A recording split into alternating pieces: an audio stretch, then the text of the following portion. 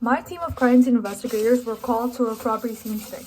The officer informs us that the suspect has fled the scene and victim is the sole witness. The suspect used a handgun but missed the clerk.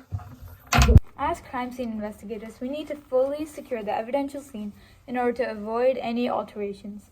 We need to make sure that the scene is isolated.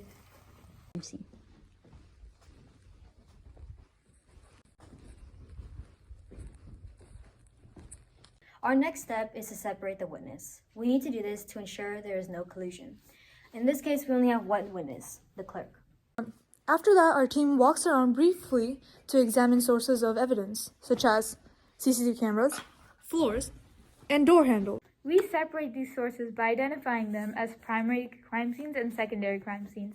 The primary crime scenes, like this, are where the crime directly took place, and the secondary crime scenes are alternate locations where other evidence may be found. The next step is documentation of specific evidence using photographs. We use this to ensure that we take pictures of the overall scene, as well as detailed close-ups of evidence that we found.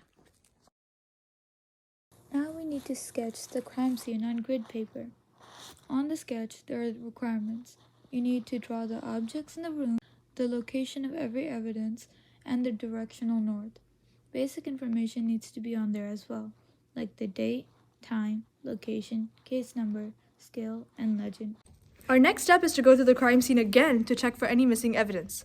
We do this using different patterns, including quadrant, spiral, linear, and grid. In this case, we'll be using the grid pattern because it works best for indoors.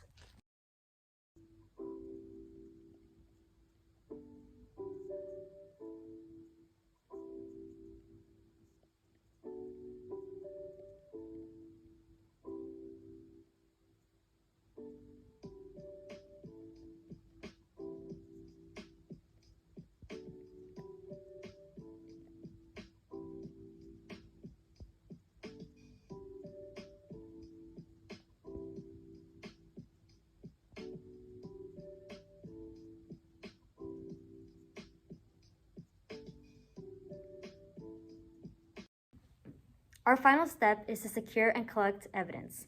All of the evidence must be collected and secured using certain procedures and techniques based on what the evidence is. This is to help avoid cross-contamination. The first evidence we're collecting is the bullet shell casing. We carefully collect the spent shell casing by using tweezers to move it to a small pillbox container for it to be examined. After, we record it on an evidence card to send it in, as well as add it to the evidence log and chain of custody. Fingerprints are often left by suspects, so we need to carefully examine the areas of possible fingerprints. Here we found a fingerprint by the door handle.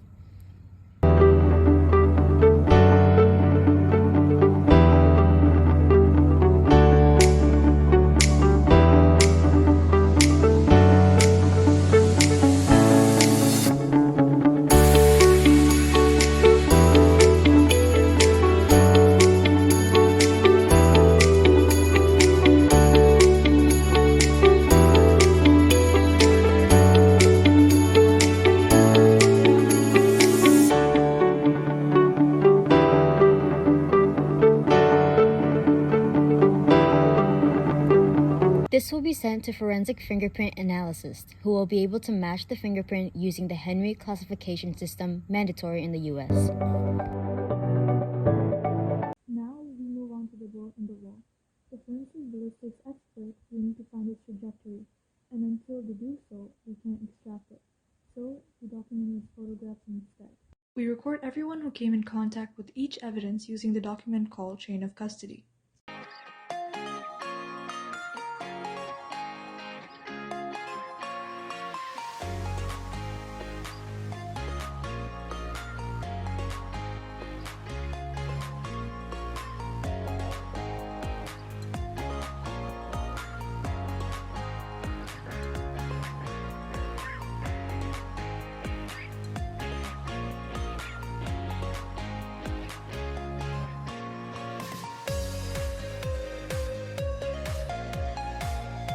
We have to make sure that we fill in the evidence log. The evidence log is where we record all the evidence that we found.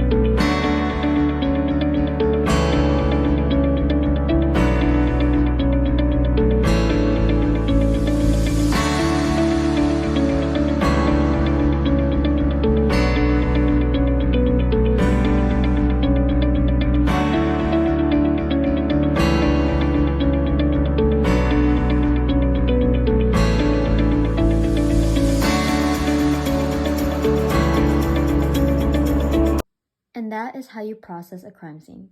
The evidence that we collected will be sent over to the lab to be analyzed.